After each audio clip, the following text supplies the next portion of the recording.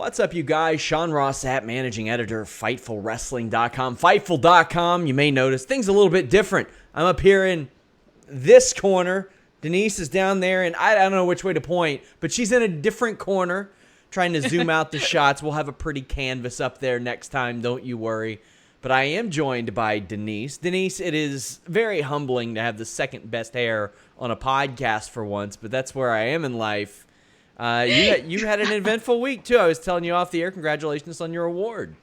Thank you so much. By the way, I'm so glad you mentioned the hair part because I curled my hair specifically for the show. You should have seen me 2 hours ago. And I literally twirled around in front of my fiance and I was like, hey, what do you think? Better than AJ Styles? And he's like, no. And I was like, dang. I hated it because I have a beard and I was growing out my hair. I always got the AJ comparisons and I'm like, no.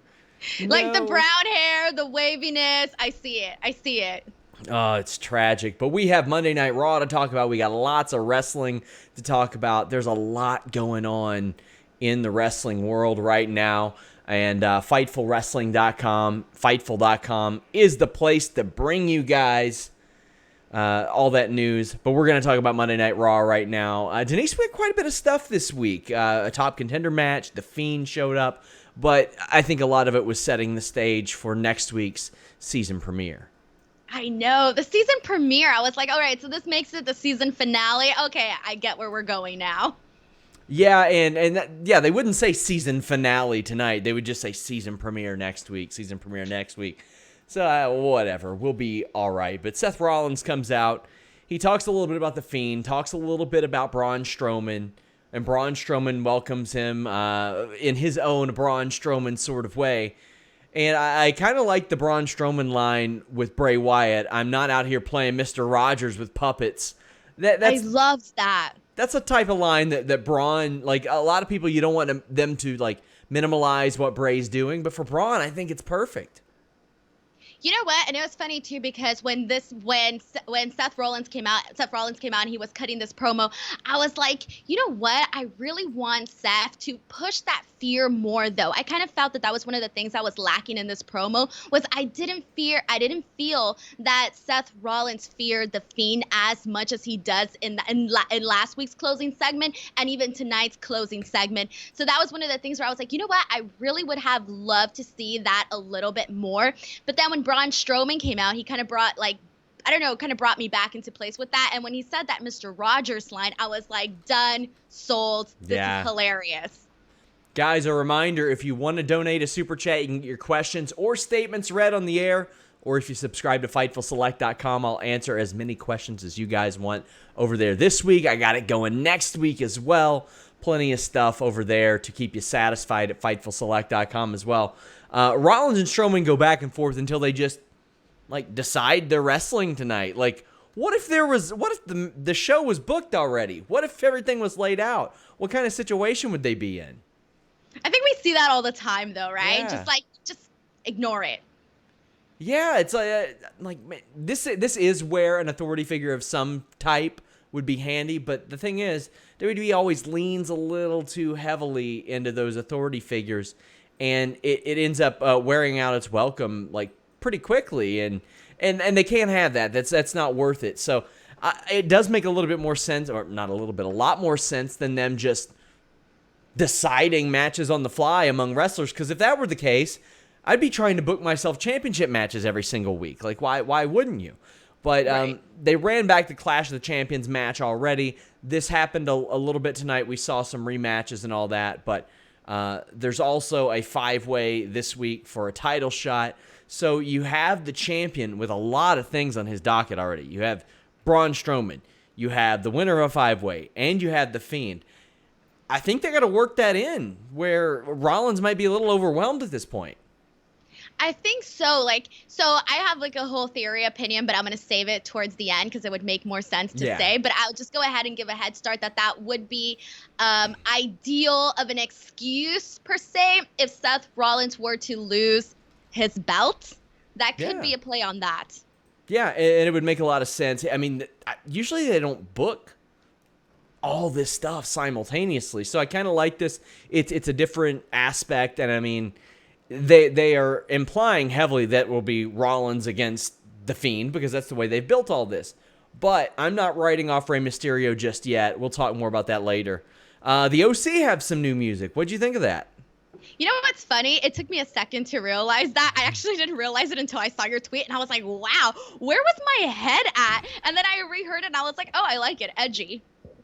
Yeah, it was a little bit different. It at least gives us the impression that WWE is going to stick with the OC, which is something they needed to do, and they wouldn't do until Gallows and Anderson re-signed. It is so overdue to have these two guys, these two very entertaining guys, involved in something.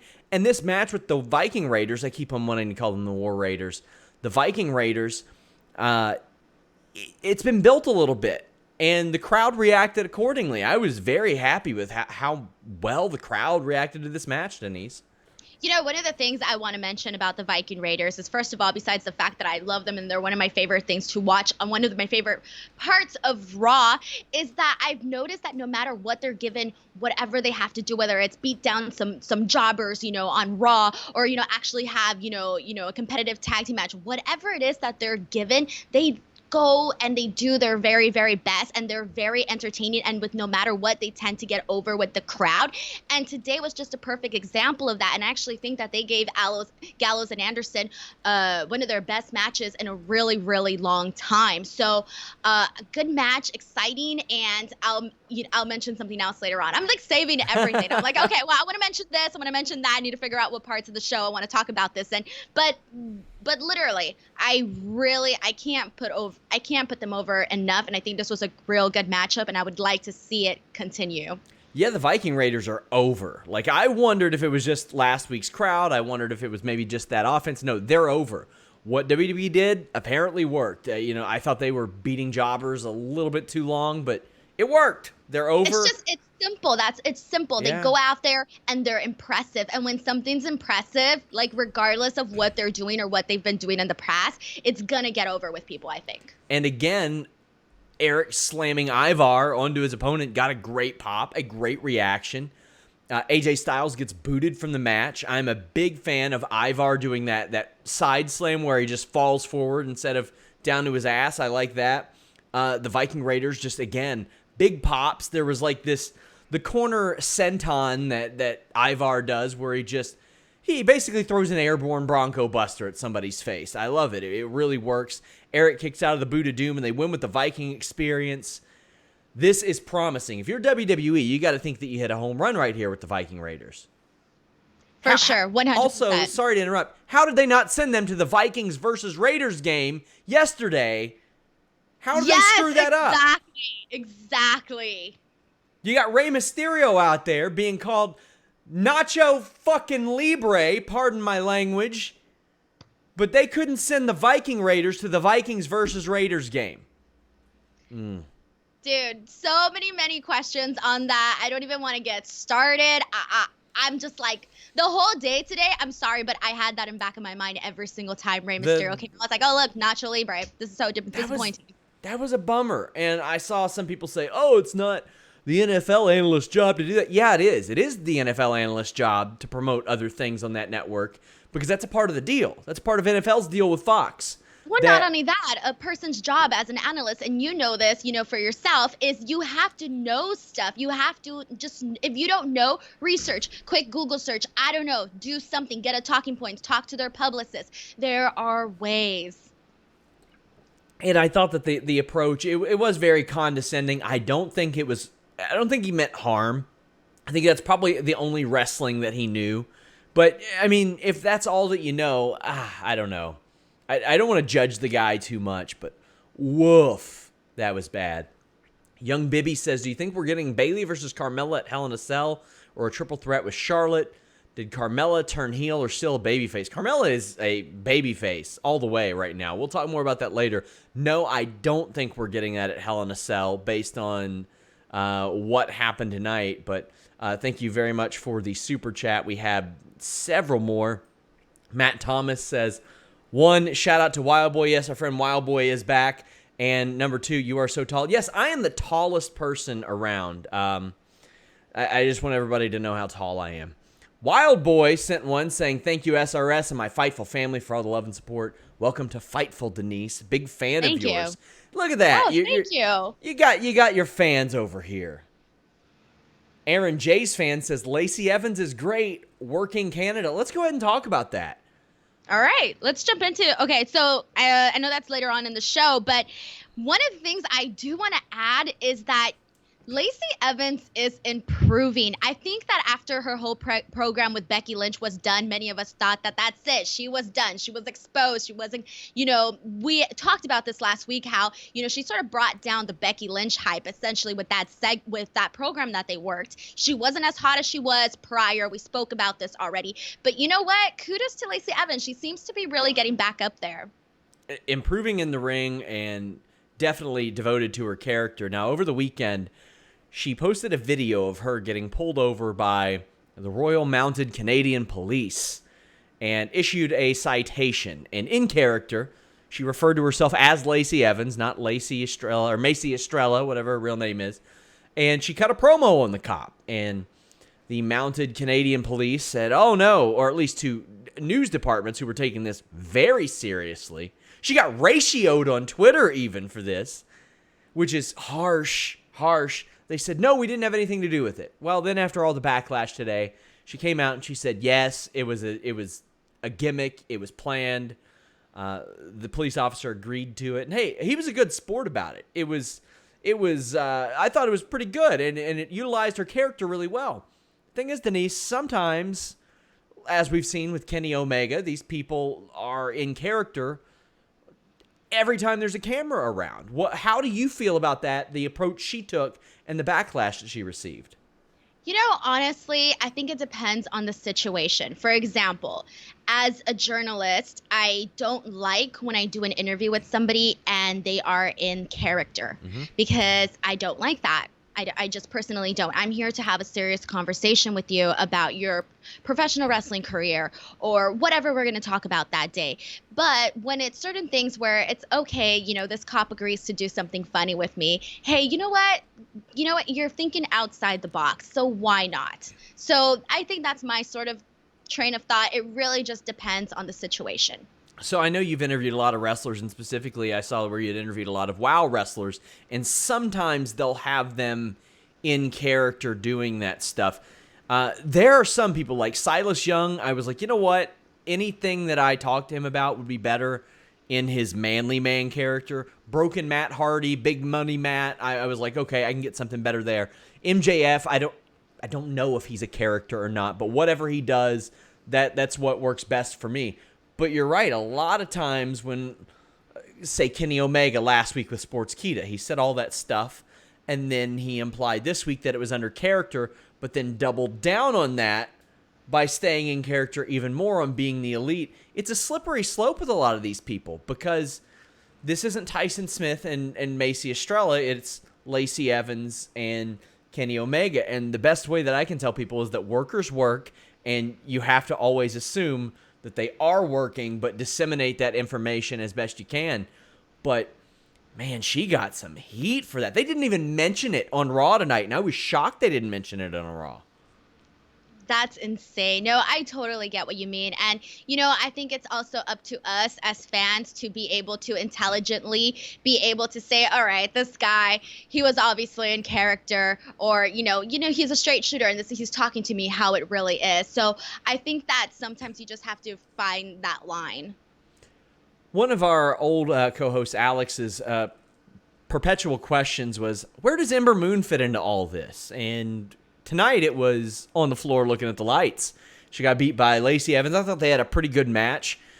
As you mentioned, improving, especially in the ring. Now, a lot could be said about that sharpshooter, but hey, Natalya said that. She literally said... It ended up working out, though. Yeah. When I first saw it, I was like, oh, no. Oh, forget everything I was originally thinking. But then when they played it off, I was like, okay, this is going to, play into their feud. Yeah, and a lot of people saying, oh, that match sucked because of that sharpshooter. And I was like, well, whether Natalya was supposed to say that or not, she said she's got a long way to go with that sharpshooter.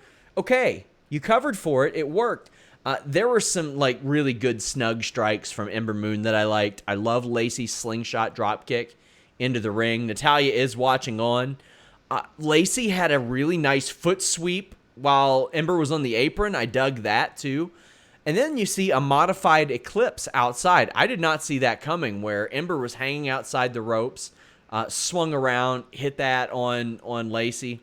But ultimately, Ember falls victim to the women's right and the sharpshooter. They're running back Natalya and Lacey. Do you think that's the right thing to do right now? And do you think that beating Ember right now, just ahead of the draft, where they're talking about how everybody's stock could change in the company, do you think that was the right move?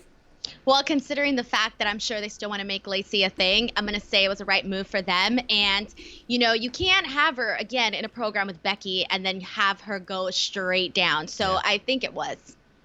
And Ember Moon, I mean, she was in the program with Bayley, but I don't think anybody ever thought she was going to win that, unfortunately. No, I feel bad because she's an incredible athlete, but I don't think that we've been able to really not take her seriously, but really see her in that title picture. I just hope they don't beat her to the point to where nobody can ever take her seriously again. But you see, that happens to so many people, though. And one of the people I actually want to mention today, when you come across it, was EC3. I don't know what you thought about that, but boy. Yikes. We'll get to it. But, I mean, to be fair, a year and a half ago, Becky Lynch was getting beat by Mandy Rose on SmackDown in a singles match. Yeah, but here you go. Becky Lynch is the exception, not the rule. That's she true. Has said this, okay? What Becky Lynch did to get her name heard, not everyone can do that, okay? Like, that's hard to do. Like, obviously there's men that can't even do that. So for her to be able to build herself up, I think is an incredible thing, but it doesn't mean that everybody can do it. And it shouldn't happen to everybody. The reason that Conor McGregor became a pay-per-view draw is because he won fights. And he loses fights all the time now, but he got there by winning, and beating people convincingly. Joseph Farley says, guess my time is now to give to the swear jar, hashtag Nacho Libre, hashtag SRS is super duper tall. Yes, I am. Thank you. Rob Wilkins says, Denise, congrats on your LCI award. That's what I alluded to the other day. Earlier. Congratulations. Thank you. SRS, great crowd tonight on Raw. SmackDown is there tomorrow night, too. Any word on Scarlett Bordeaux, WWE? I just know that she had her tryout. I don't know if she's been signed. It takes a while. And even then, sometimes I've heard of WWE telling people they're going to sign them, then just never getting back to them on their medicals, which is weird. Well, I would not want to miss the boat with Scarlett. Yeah. If I had Scarlett as a person that could potentially be part of my company, I would be doing whatever it takes to get her, to be honest. She's got the whole package and more. We have WWE 24/7 stuff. Well, we'll go ahead and cover that. Why not? It's isolated. We see Lucha House Party, Drake Maverick, Mojo Rawley, Kurt Hawkins, and Zack Ryder come out chasing Carmella and R-Truth. Do you know why I'm upset about this?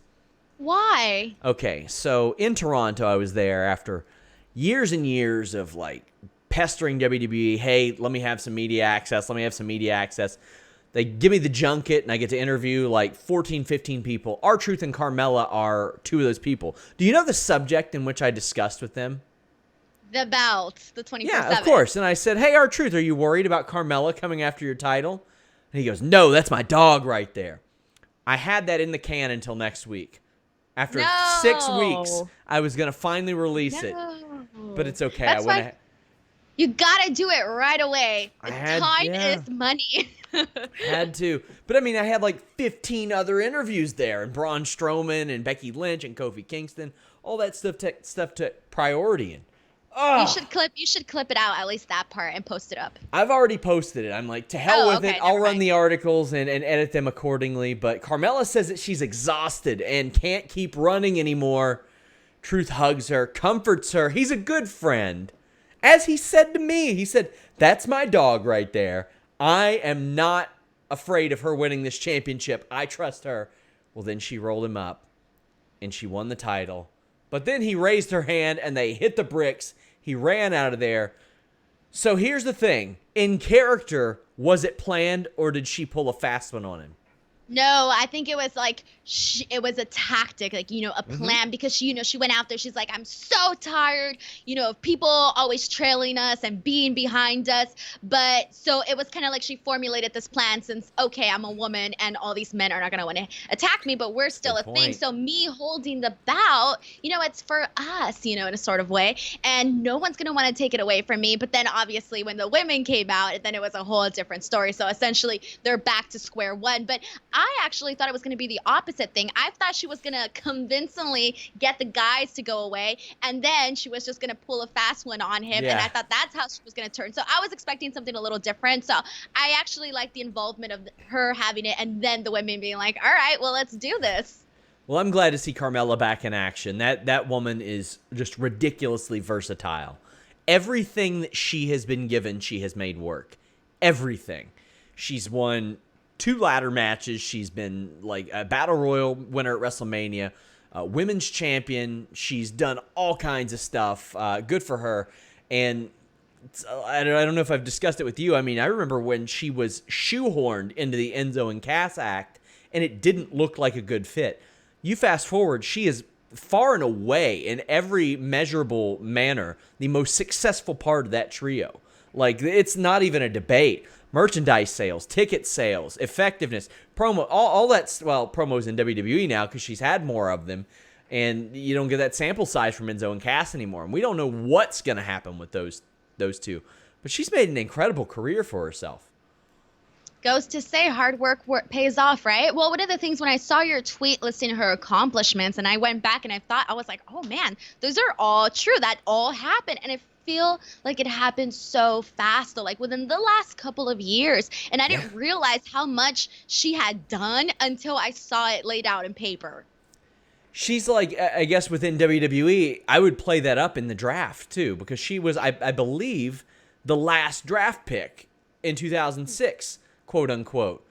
So I would play that up and make it sound like Draymond Green. He got picked in the 2nd round. Nobody expected much out of him, and look at him now. He's an all-star. He's a perennial champion. He's an important part of the Golden State Warriors. You got to play that up, especially with Fox and all the real sports aspects that they're looking for. Adding the stats and really pushing that's always been like my thing. Like even with award shows, I'm like, dude, put some stats up for these TV shows and these movies and these actors. Stats, yeah, want them, love them. I'm trying to get a little crawl to go across our screen eventually. I'm working on it. I'm still new, but it'll have some stats and stuff. Backstage, Becky Lynch is interviewed by Michael Cole. I really dig these sit-down interviews. It's short. It's to the point. I always hate when a babyface walks out to the middle of the ring with the mic and they're like, they whine. That's what always happens. They whine. At least if they complain, they've got Michael Cole prompting them to do so. It's a little bit different when you're asked a question, you answer that question. She said that Sasha Banks is on a hot streak and that's what she wants, and that she wanted to take Becky out. What'd you think about this sit down? To be honest, it was okay. I thought, wow, that would have been a good opportunity for Renee to shine a little bright, since we all know that's her strong suit. So I kind of was thinking about that. I didn't like the part where Michael Cole was basically saying like, oh, are you worried about Bayley being there? But it's like, it's a Hell in a Cell. So, Yeah. That kind of didn't make sense. And then Becky sort of addressed it afterwards. But I thought it was like, oh, it was okay. It was okay. Like, I'm not going to say I was like in love with it, but I'm not going to say I hated it either. They do really negate the point of that Hell in a Cell by even bringing up that somebody's going to be out there. I mean, that's the whole point. The whole point. That's a bummer. Yeah, instead really push that Hell in a Cell. It was very easy. Just push that and there. Street Profits are doing their narration, and Miz shows up just a few days after his kid was born. This guy just always shows up to work. Congratulations to Miz and Maurice. He then takes a shot at Mike Kanellis, but I loved how much of a pop him announcing the birth of his child got. That was very cool. I know, it was really nice. He then announces Hulk Hogan, who got booed. What do you think about that? Do you think that maybe they didn't think that he was going to get booed considering that it was the Street Profits segment, but even though it was Miz who made the announcement, do you think that had something to do with that? I don't know. I remember when he was still excommunicated from WWE and we had Jeff Hawkins on And Jeff was like, I think I know how they're going to bring him back at WrestleMania. And it's when New Day was hosting WrestleMania.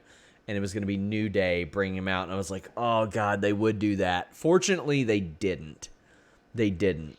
But it's interesting, though, because when Hulk Hogan does come out, he doesn't get booed like that. I mean, there some of them are there, but for the most part, it's not that heavy. Yeah. Oh, man. He announces Flair, too. Flair gets a pop. You'll have that. Flair getting more WWE dates these days now that AEW is a thing, and because his son-in-law runs a convention, I'm not going to say because of, but I get the feeling WWE is like, hey, here you go. I know StarCast is going to be in Baltimore. I know that the Horsemen were big in Baltimore. Great American Bash, 1990. Lots of tie-ins there. Here's some dates, buddy. Well, I was confused because I was like, wait, the last time I heard, wasn't he upset about the usage of the man and the whole lawsuit thing? And I was like, wait, okay, what ended up happening with that? Because I heard about it and then I stopped hearing about it. Well, not a lawsuit. He just said WWE should have cleared it with him or given him money or paid for it or whatever. And they're paying for it. They're paying for it in those dates. Lonnie Barker says, how much of a super chat do I have to pay to get you to donate your hair to Locks of Love like you were supposed to? Hey, buddy, I'm still doing it. I don't have to, wait until the very moment and then snip it off. Some people want longer than 9 inches of hair, buddy. Grow it out. My gosh. Nice. But I've had people hitting me up on Twitter saying Jimmy should pay me to cut my hair. I might do that if I could conjure up an extra donation out of that or something like that. Maybe. But Lonnie, for you, for your smart aleck comment, $1,000. There you go. It's a good price. There you go. I know that you do the show with Sean Waltman, and he said that I think they offered him how much to cut his hair, like $5,000 once, and he was like, I think so, but I think I know his advice that he has said on his show to people that are in a match like that, especially in Mexico, is get the money up front. Yes. Okay. Yeah, I always think about that. I'm like, that's so true. Gosh, I can't remember who ended up doing it, but I think that he even said that he said like $10,000, and it ended up, it was Kenzo Suzuki. That's who did it. So I had a local promoter in Ohio offer me $200 to do it, and I was like, no, what? Yeah. No way. Oh, $200, that is lame. Not a chance. Not doing that for $200. Get out of here. So during the break, EC3 comes out and tries to start a "We Want Lana" chant. The reason for that? Well, because Lana is brought up because she is conspicuous by her absence this week and last week during Rusev's match. Rusev absolutely obliterates EC3. We'll talk about that in a minute. What do you think of the sudden mentions of Lana on commentary? Well, they were mentioning her too last time when he was apparently the father. I don't know. I mean, with every little weird thing that's been happening with Maria and Mike, I mean, I would expect some weird, let's bring Lana in here and let's just make it really complicated. I don't know, maybe some scandal will come out. I don't know. I feel like I can expect anything from it. So I feel like maybe that might be why they keep mentioning her. Yeah, and then we got Rusev winning. That's good. I'm cool with Rusev winning, but EC3, man, this poor guy. Poor guy. Well, first of all, Rusev, congrats. Wonderful, amazing. He's looking phenomenal, as we mentioned last week. But EC3, I feel so bad. Nothing has really come about. I remember when he first, when the news first came out that he was going to WWE, I remember when he came out on NXT, they put the camera on him. He's in the crowd, and, it's a real big deal. And then flash forward some time and later, and he's just there. And it's insane to me because I'm like, okay, this guy has so much personality and charisma and has a great body. We can do something with that. And now it's almost like it's the same people that were running the show 5 years ago when he wasn't doing anything in WWE, or 6 years ago, however the hell long it was. Man, I mean, this guy, literally, as soon as he got on TV after WWE, became a star. Was a star everywhere, to the point where WWE was like, we got to have him back. And then, nothing. Just nothing. Man, that is a bummer.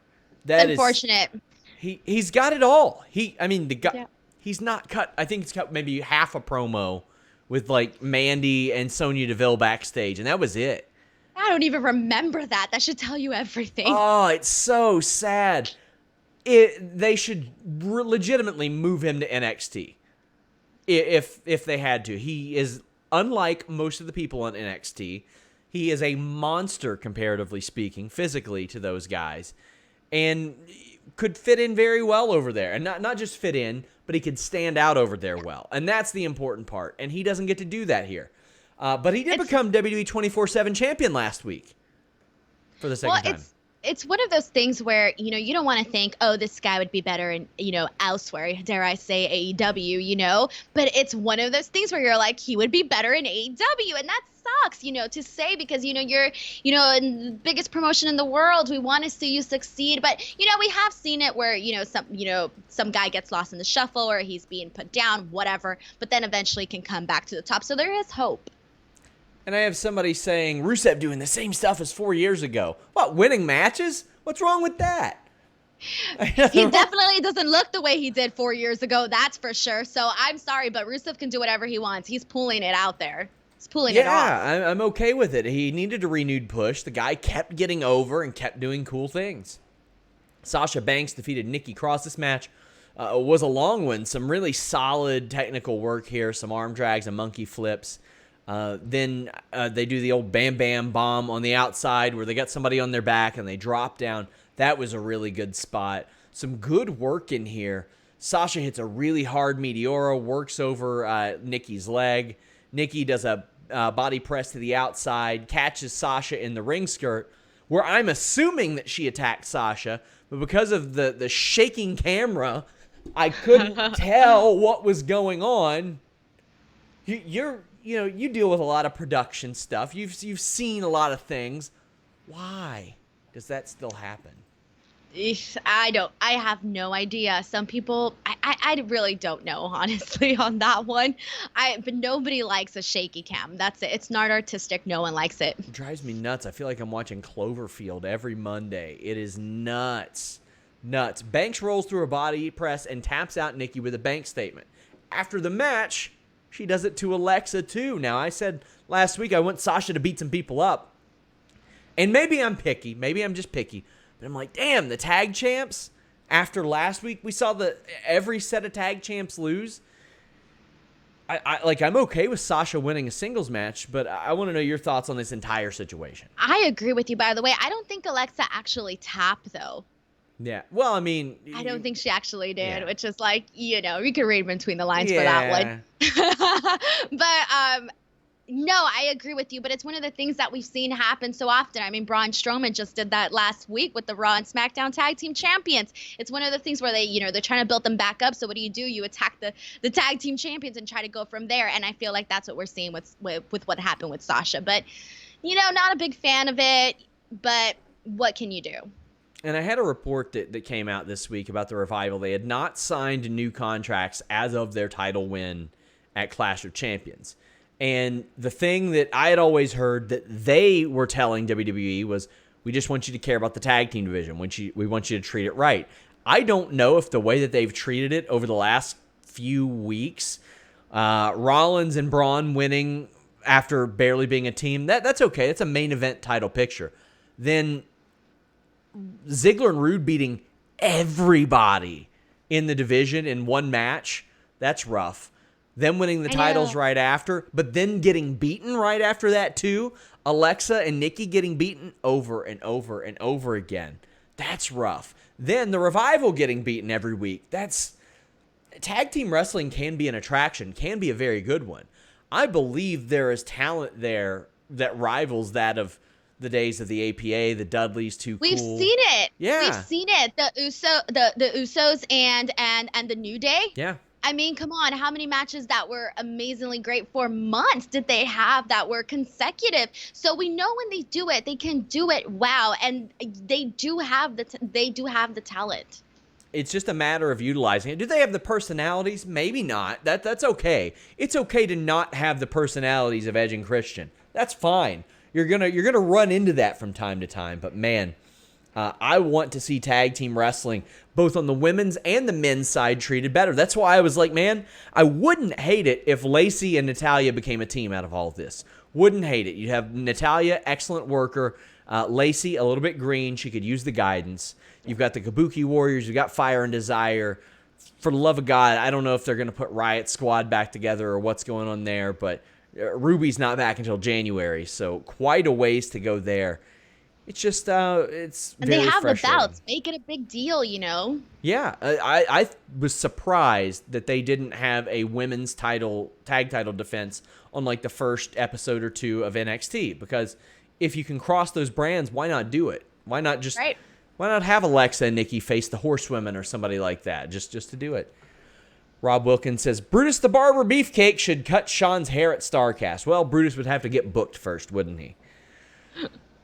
Up next, we had Chad Gable defeating Baron Corbin via DQ. Now, Baron comes out with some altered music. He's got his like bearskinish type of robe, and he's got his new crown. It is like a more of a Game of Thrones-ish looking get up. I kind of dig like that. A Billie Eilish type crown too. Yeah. There you go. Full disclosure, I've never watched Game of Thrones, so I am just stereotyping and assuming. Me either. Okay, Don't feel good. bad. Good. I was hoping I didn't get shamed for that. We're part of that 0.01% of the world left that hasn't seen Game of Thrones. Now, my question to you is, after you won your LCI award, did Chad Gable come and smash it? Right? Oh, my God. I was expecting it. It's going to happen. Well, they ran this one back. Gable started out strong, got heaved over the barricade. We see Corbin working over Gable. Whatever these two guys have together, it gets the crowd going. Like, it's pretty weird. Like, they have some kind of chemistry that the crowd reacts to, Denise. It's working. Okay, so it's very interesting because, on the first hand, I would say there's two types of Baron Corbin fans, or Baron Corbin not fans. Okay, so there's people that, don't like Baron Corbin. They know why he's there or don't know why he's there, and they can't stand him, etc. Then there's other people who love him because of how much he's hated, and they love the fact that he's hated, so they love him. Troll culture. There you go. Troll culture. Those two types of people coming together. So you have a very different mixture and vibe for Baron Corbin. And then on the other hand, you have Chad Gable, who people are genuinely excited to see, pull a fast one on Baron Corbin. And I thought the finish made perfect sense, considering that obviously you can't have Baron Corbin lose his first match as, King Corbin. And, you're building up this hype of maybe, Chad Gable will eventually get one over on him. So people are excited. And I posted this on Twitter. Nobody cares when people get beat down. What, like 2 weeks ago or a week ago when Seth Rollins got beat down, nobody cared. The crowd was silent. But with Chad Gable, people were chanting. What were they chanting? They were chanting, holy shit. So that should tell you everything. Like, people are really behind this guy. And, I felt that this week's match was a better version of last week's match. So, hey, it's improving. It's working. The crowd's into it. Even I'm into it. And had you told me, like, this was going to be a matchup, like, in a while, I'd be like, I could see it because I like Chad Gable and he has chemistry and he's really good in ring. But, maybe I thought that I wouldn't have been into it, but I am. Well, whether you're into it or not, you mentioned Baron Corbin, Chad Gable, they got behind this guy. Whether you're behind a guy, a girl, you're looking at the lights, you're in the first round, you're in the tournament, BlueChew.com can help you out. If you want to go a few more rounds, if you want to go the full duration of the tournament, BlueChew.com code FIGHTFUL is there for you. Don't get knocked out in the first round. Don't get jobbed out. Don't do it. Kick out and keep going. BlueChew.com brings you the first chewable with the same FDA-approved active ingredients as Viagra and Cialis. You've heard about these for decades. You've heard about them forever. They work. But now you can get them absolutely free using that code FIGHTFUL. Just pay $5 shipping. They're prescribed online. They ship straight to your door. Discreet package. You don't have the mailman going, wow, what's this? What? Oh, okay. Okay. I mean, if your mailman's into that type of thing and he finds out what you're taking, you might have a little bit busier of a schedule. I don't know what your mailman's into. I don't know what you're into. But BlueChew.com, code Fightful is the way to go. Hit them up at GetBlueChew. Or no, it's at Blue Chew, not at Get Blue Chew. They got the honest to God at Blue Chew these days. Let them know you heard about them from us. I was incredibly nervous doing this with Denise on the podcast. I've said this on Sean's podcast. I'm not a nun. Hey, girls want you to go all the way with girls, men. It doesn't matter. We want our world rocked. And if you need Blue Chew to do that, then Blue Chew, by all means, get yourself some Blue Chew. Are you sweating? Blue Chew. BlueChew.com, code Fightful. People are asking me to name the mailman. Whoa, I'm stumbling. Oh, I don't stumble over these. Mailman. You can't snitch on your mailman. Man, I should have cut that as Tekashi and just snitched on everybody. That's what I should have done. Yeah, people are pointing out that I was nervous. Yeah, a little bit. To be fair, I did cut like an hour-long Blue Chew promo on Anna Bowert's podcast. Like, she had me on her show, and it was just me talking about Blue Chew the entire time. But, hey, thanks to Denise for saving that promo and showing me how it was done there. Top contender match. Rey Mysterio beats Bobby Roode, AJ Styles, Nakamura, and Ricochet. Now, do I like Rey Mysterio's promos? Not really. I love the one he did with Dominic. I thought Dominic's was absolute garbage. But the way that they have crafted this over the last several weeks, almost like a Rocky story where this guy, or Rocky Balboa, the one that came out like 10, 15 years ago, where it's the old guy hanging on, still trying to do it. I think this has been kind of a good story, and you've got Rey Mysterio, who is the ultimate underdog, kind of just creeping up behind Braun, behind Seth Rollins, behind The Fiend, and there he is next week with a title shot, Denise. Oh, it's going to be awesome. You know, I didn't think he was going to win. I thought it was going to be Ricochet. I was completely shocked when Ricochet was the first one to be eliminated. I did not expect that, actually. But with Rey winning, again, I mentioned this last week, we want to see him have great matches. He's going to have a good one with Seth Rollins. I feel it. Oh, yeah. I mean, this run, I got to get whatever stem cells that guy's getting shot up into his knees. Oh, my God. I've been looking into that. It's so interesting. It is nuts. I mean, this is the same guy that when he came out at number 30 a few years ago, just got booed out of the building because he wasn't Daniel Bryan. And now he's putting on some of the best matches of his life. That being said, what in the hell was Ricochet saying? I don't know. I missed that. That is not Ricochet. Well, you know what? What I can prove to everybody is that superheroes are real. And I am one. I am a superhero, guys. I sure am. Gosh golly. I know that I can do 1280s off the top rope and somersault, moonsault, backflip, backbreakers. But by golly, I'm just a normal person. I know I'm chiseled out of granite, but what? Gosh, I'm just like you in Omaha. I'm just like you. No, you're not, Ricochet. You are a freak of nature that can do unbelievable things. Stop it! Cut it out! I feel you on that. Nakamura gets some shine with some strikes. Zayn is obnoxious, but Ricochet goes on a hot streak, hits a spinning suplex in the recoil. Nakamura eliminates him first. Did that surprise you? You know what? A little bit. So first of all, I got to say that Shinsuke has in terms of in-ring work, he hasn't looked this great in months. Like, he looked really, really good out there. He was moving. But I didn't think that he would be one of the final ones. So that was pretty interesting as well. But I was just really impressed with how he went back out there. And we kind of saw that vibe that we normally like from seeing him in the ring. Well, Nakamura was like right up next. I believe he got eliminated. Or no, Roode was hanging around outside, and Nakamura got a hold of Roode. Styles hits him with a phenomenal forearm, ends up pinning him. But then right after that, Roode pins Styles. I was surprised that Roode even got a pin of any kind, but hey, good for him. I don't see anything coming by the way of singles in his future, but good for him. Yeah, he's one of those guys that we haven't really seen anything of in months, but when he's out there, you know why he's out there, because what he's doing is good, and he looked great with Rey. I love the way he took the 619. That was awesome. So you know what? He went out there and, we haven't seen him highlighted on the show, that much. So he went out there and he did what he knows how to do best. And I think that's step one to really getting back up on that horse. I thought 10, 15 years ago, Roode was a real standout, especially considering a lot of the slow pace that we saw in mainstream wrestling back then. Today, I don't know if him in a one-on-one setting works, but in a 5-way setting, in a tag team setting, I think he's one of the greatest tag team wrestlers I've ever seen. Like, I don't think it's a coincidence that he had all those barn burner matches with Beer Money, and I think that he and Ziggler are going to be a good team if they stay together.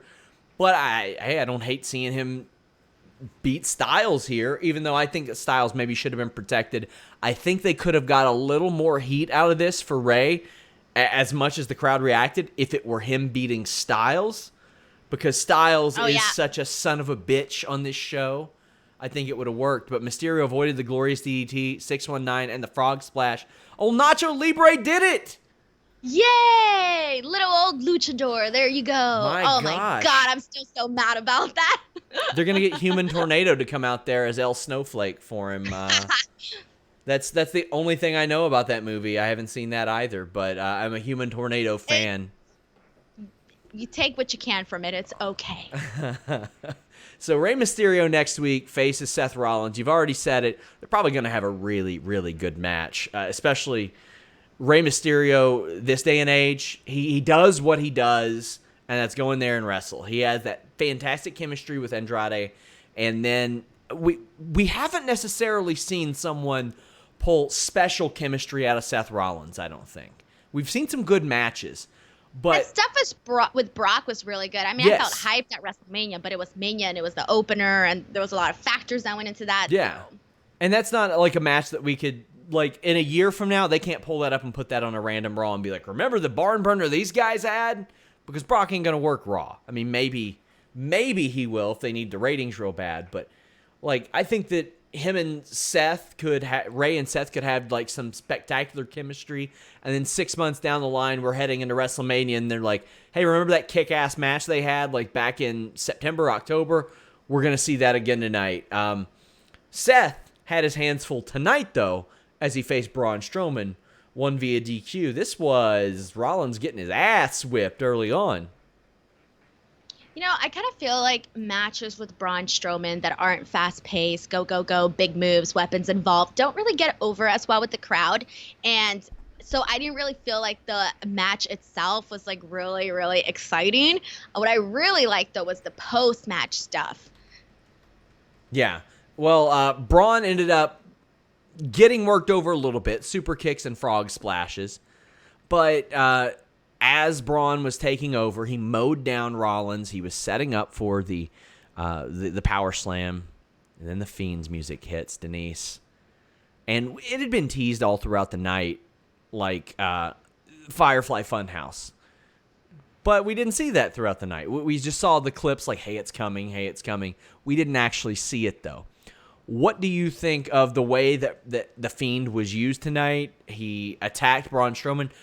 Traditionally, it's been people who are going to hit the bricks for a little while, and Seth Rollins. But what do you think about this one?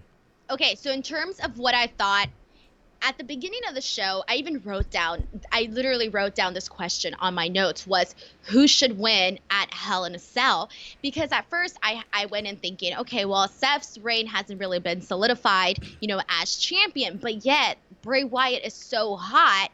But then after the show, with everything that happened, I was like, no, there's no more question. It has to be the Fiend, Bray Wyatt. It makes perfect sense. It has to be now. We've seen the boat missed a few times on when someone should become champion, and I feel that they have been really doing well with the Fiend, and they haven't really done anything, wrong. So I almost feel like this has to be the moment for him to take the belt from Seth Rollins.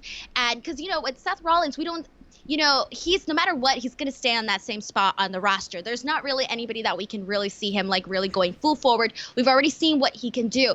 But with the Fiend, Bray Wyatt, there's so much that can happen. And with the attack on Braun Strowman, it kind of felt like Seth Rollins was an afterthought. The fans didn't really care about the Seth Rollins, the Fiend portion of this. They cared more about the Braun and the Fiend portion of this. So I even tweeted this out. So I was like, the seeds have been planted. This could be your WrestleMania match. Braun Strowman and the Fiend Bray Wyatt. And, in between that, have a bunch of disposable matches. Hey, Finn Balor, the Demon, bring him back. And then it was funny because I was like, okay, maybe to keep building the Fiend, they can have him defeat the Demon Finn Balor. Yet I know that the Demon is, basically all what Finn Balor has left. But I feel that we've already seen everything that we can possibly see with the Demon. And that's why I think that a win over the Demon could also help him solidify more. Not solidify, but basically help him boost even more. Like, hey, he took out Kane. He took out, he took out Seth Rollins. He took out Finn Balor. And just from there, really go into this match at WrestleMania, whether or not he wins or loses. And then it's a full circle because he was essentially the one who brought Braun Strowman in the first place. So I feel that this can be like a full circle sort of thing. And that was my thought that I was thinking about earlier. There's a lot of rich story to be told there. Exactly. And there's a way to bring some personality out of Braun, and I think he's got plenty of personality. For the love of God, he threw his feet up in the air to show me his Crocs on camera when I interviewed him last month. Like, he was talking about how they're his party shoes. He's a great interview. He's great in that. Yeah. And Bray is the opposite in that creepy type of way. And I think that just them going full bore destruction at WrestleMania, going through tables, barricades, everything, whether it be like a co-main or the main event, I think that works. I thought that Braun was the guy for a long time. Now I think that the Fiend is the guy, although he's not the same time. He ain't going to be like a John Cena. He's not going to be on Regis and Kathy Lee or Rick Kelly and Michael Strahan, whatever the hell it is these days. Yeah. Braun can do that. Braun can hold court like that. He was on an MLB show this week. He's very good with that type of stuff. But man. Yeah, like I can't decide, like, even if that match were to happen, who should, obviously it's going to happen eventually, but, if he has the titles on the line, it's like I haven't decided who I think should win, but like you said, you brought up some good points in terms of Braun Strowman would be that mainstream person to, put a cross on, and traditionally, Vince McMahon loves, as we call them here, sirloin beef sons of bitches, people that are about 280 and above. Chiseled out of steel. Speaking of sirloin beef sons of bitches, there was an AOP promo that I overlooked a little bit. They cut their very similar promo, but then it cut to them whipping some asses backstage. That's cool. I want to see that. I want to see them beat people down. AOP versus the Viking Raiders. Someone make that happen, please. I don't care when, just make it happen. That is a true sirloin beef sons of bitches battle right there. Just throw them in the hog pen, let them run into each other, do whatever they can. I would love that. And we've seen that AOP and the Viking, I can't remember their damn name. I can't remember if it's Viking Experience, War Raiders, War Machine, the War Experience. There's too many damn names. Yeah, but, I was saying the War Raiders for like the longest, even after the name change. Yeah. Yeah, we've seen it work. We've seen it work with them, and I'm ready to see. I just fear that they'll end up on different brands. That's what I think will happen. I think one will be on Raw, one will be on SmackDown. No, don't ruin it. If it's good and it's working, don't ruin it. Because WWE loves to do that sometimes. They just put people on different ones. Oh, man. Guys, I don't think so. I'm gonna be hopeful here. I don't think so. Yeah. Guys, make sure you guys leave a thumbs up. Subscribe. Tuesday, we have the post-SmackDown show. Our series finale of sorts of the Fightful MMA podcast, at least the midweek version, is Tuesday. It'll be going on hiatus for a little while. But we have the Wednesday Night Wars podcast reviewing NXT this week. Then it moves to NXT and AEW next week. The Listen Ya Boy with myself and Jimmy Van. Jimmy's claiming he has some surprise, which, Denise, I know you're unfamiliar with that, but it has ranged from bringing me to Toronto to do live shows to cardboard cutouts of Virgil. So it could be anything. His idea of a surprise. Oh, that sounds exciting. I wish I had a friend like that. Well, what do you have going on this week, Denise? Oh man, I think I'm gonna be doing a lot of stuff. I'm gonna be covering Bellator Fight Week this week, so Ooh, that should be nice. really fun. So look forward to some great interviews, hopefully. YouTube.com/Denise Salcedo, but I will post a link up on my Twitter, which you guys can follow me at _ Denise Salcedo, and on Instagram at _ Denise Salcedo.